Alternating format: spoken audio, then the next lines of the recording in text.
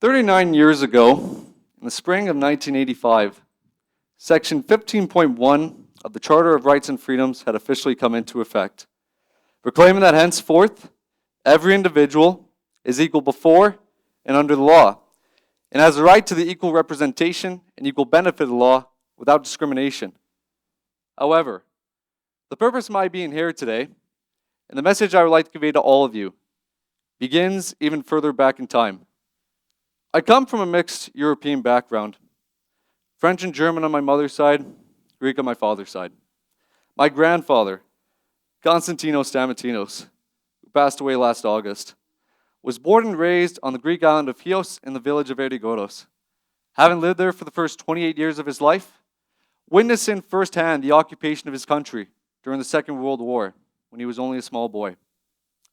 Following the end of the war in 1945, and after years of service in the Hellenic Navy, he started a family of his own. But having come from a hard, difficult, and challenging lifestyle, he made the calculating and daring decision to leave the only country he had ever called home in the hopes of providing a better life for himself and his family. When I'd ask what influenced his decision to leave a hot and beautiful country like Greece for a frozen tundra like Canada, he'd tell me that this nation stood out among all others as a land of hope and opportunity, where basic human rights and freedoms were not just a promise, but a shared responsibility. Over the years, I've come to see the views upon which my grandfather had about the true north strong and free were utterly similar to those held by people from around the world in the decades that followed.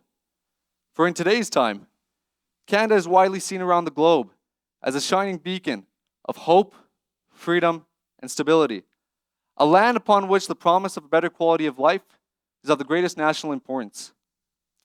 On September the 6th of last year, the annual U.S. News and World Report rankings placed Canada as the second greatest country in the world to live in, behind only Switzerland. More than 17,000 people from around the world who participated in this survey ranked Canada fourth in regards to quality of education, third in terms of quality of life, and second when it comes to starting a career. But while all these numbers and statistics are no doubt significantly important, there is one statistic above all others that I especially want to draw your attention towards today, and that is this. In the US News ranking, Canada ranked higher than any other nation with the exception of New Zealand when it came to the subject of racial equality, highlighting Canada's long-standing commitment towards multiculturalism and the preservation of equal rights and equal opportunities for all. Yet this statistic and perception of Canada is nothing new. For when Prime Minister Pierre Trudeau declared that multiculturalism was an official government policy on October the 8th of 1971, he said that no singular culture could define this nation, and that multiculturalism was the key to assuring the cultural freedom of all Canadians. In the decades that followed, and with the passing of the Canadian Multiculturalism Act of 1988, the first of its kind the world had ever seen, those from around the globe came to view Canada as a place that was accepting towards all, and not just some. But when we look at Canada's reputation around the world, when it comes to the preservation of basic human rights and freedoms, we must also come to recognize the reality of the society upon which we live in as well. For Canada has indeed come a long way in its near 157-year existence when it comes to ensuring the highest levels of human dignity and respect. But the reality is that we still have a long way to go. For the greatest danger that comes about these rankings is that many may choose to believe that our work to making this country a better place to call home is over. But I stand before you today to tell you that our work is far from over. Direct evidence of this can be found in the 1 in 3 Canadians that reported at least one instance of discriminatory action being taken against them in 2022 for reasons such as cultural ethnicity, race, or skin color. And what's most alarming about this number is that it represents an overall increase in the number of discriminatory incidents since the outbreak of COVID-19 in 2020.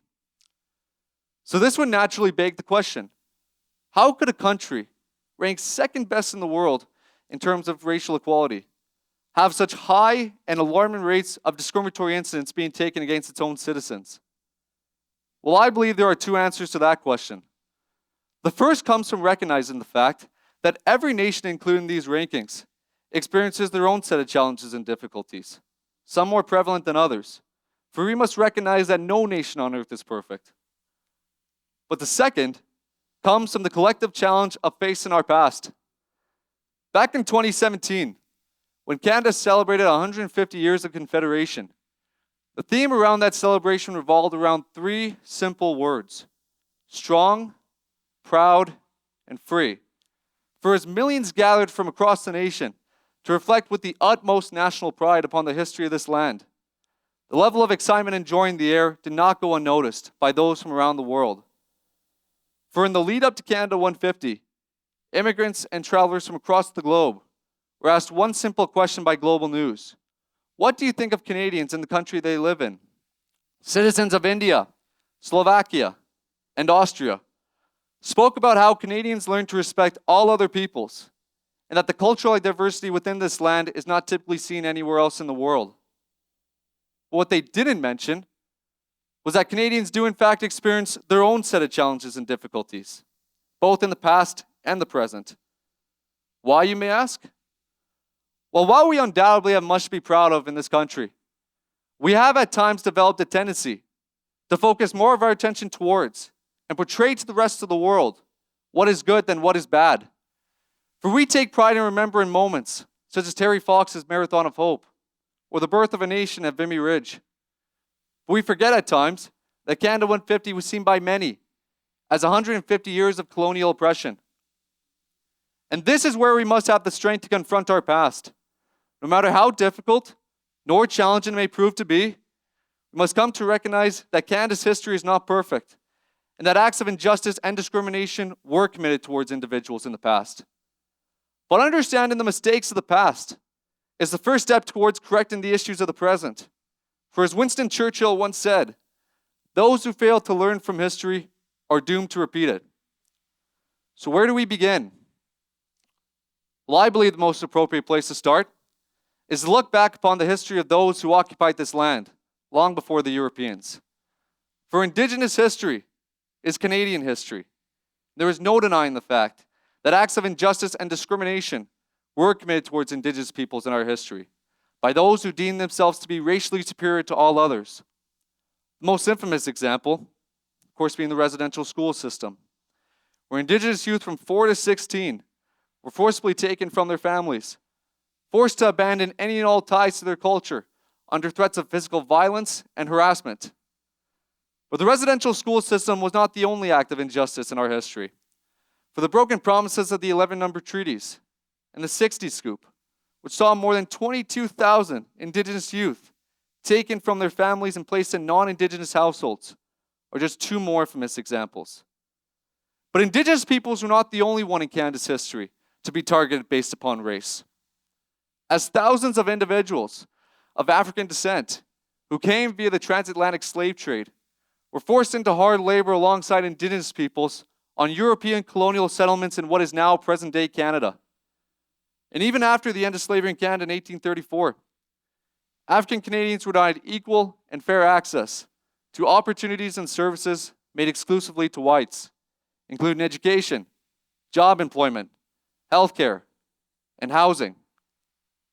In the case of Viola Desmond, a brave and heroic woman in Canada's history, a leader in the civil rights movement in Nova Scotia, that was jailed and wrongfully convicted simply for taking a seat at a movie theater in November of 1946 in what was then a white-only section of that theater. In the early stages of the 20th century, the aim of the federal government was to keep Canada British and Anglophone by placing immigration restrictions based upon skin color. But Canada's immigration policies did not just stop there. For the Chinese Immigration Act of 1885, which placed a $50 head tax on Chinese immigrants to enter into Canada, all for the purpose of preventing those deemed undesirable from coming here, separated many from ever seeing their family and friends ever again.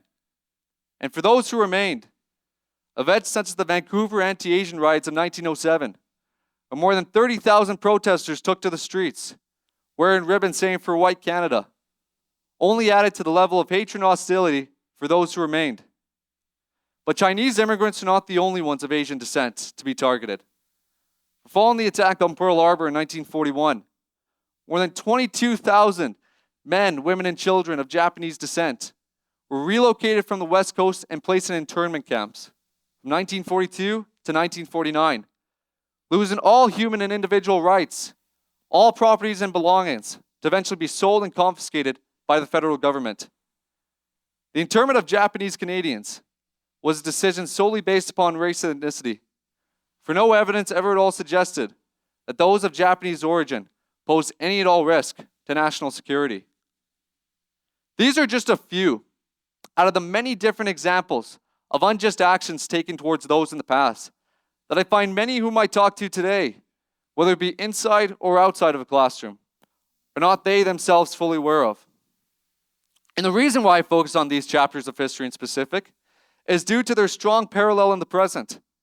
For in today's time, 33% of Indigenous peoples are targeted based upon discrimination.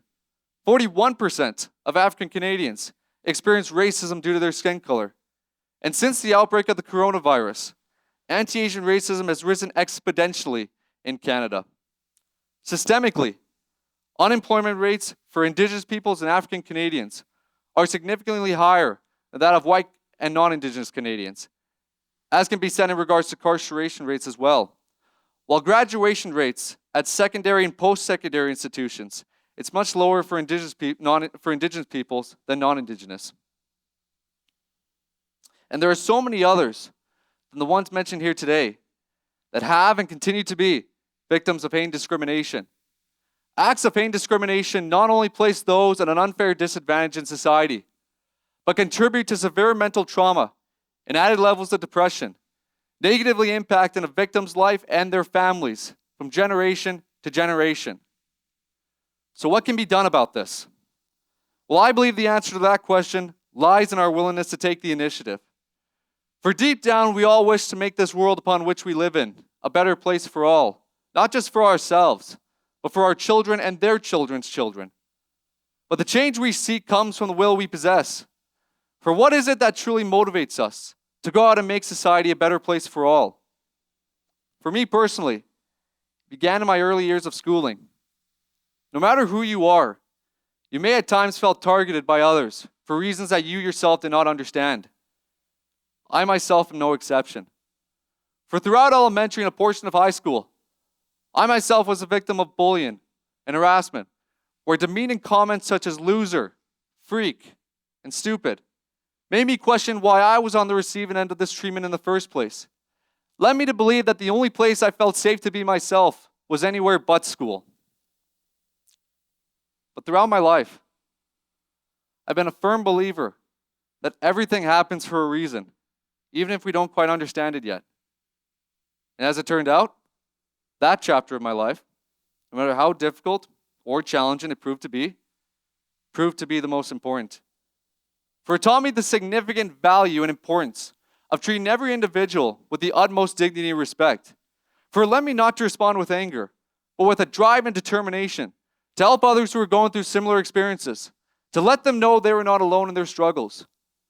One of my proudest accomplishments in my entire life came when I was president of my high school, where hardworking and determined individuals of our student council created what became known as the SPARK Group, standing for spreading positivity and reinforcing kindness, where we helped provide a voice to those who others tried to silence through anger, to let them know they were not alone, by doing things such as painting positive messages on rocks and handing them out to every single student to let them know that there were those who did care for them. This is my determination. This is my motivation to help make this world upon which we live in a better place for all. And that's why the topic I have shared with you today is of the greatest personal importance to me. Before I walk off stage here today, there's one line out of the countless I've spoken that I especially want you to take with you, and that is this. The volume of our words shall be dependent upon the level of our actions. For we can reiterate Section 15 of the Charter and reaffirm our belief in equality for all, regardless of age, race, religion, gender, or sexual orientation. But we must live by those words as well. For that is what truly draws so many from across the world to Canada, that in times of difficulty and despair, We have demonstrated a will and determination to meet our challenges head on in the pursuit of a better tomorrow. But to do that in today's day and age, we must acknowledge the wrongdoings of the past and its relation to the present. For we must take the initiative in providing a voice to the oppressed, lending a helping hand of support to those in need, spreading the importance of multiculturalism in society, and having the courage to stand up and advocate for the equal and fair treatment of every human being from every walk of life. I encourage all those watching and listening to go out into your communities, work alongside one another, and help and spread this message. For anything is truly and at all possible when we work together. And whether it be in ways such as community events or public support groups, whether it makes a difference in the lives of one or the lives of millions, in the end, it shall always be worth the effort. And though it may seem at times like a hard and difficult task to eradicate hate and discrimination in its entirety, a task that very well may not be accomplished in our own lifetime, I say to you today, the worst thing we can do is to simply do nothing. Thank you very much.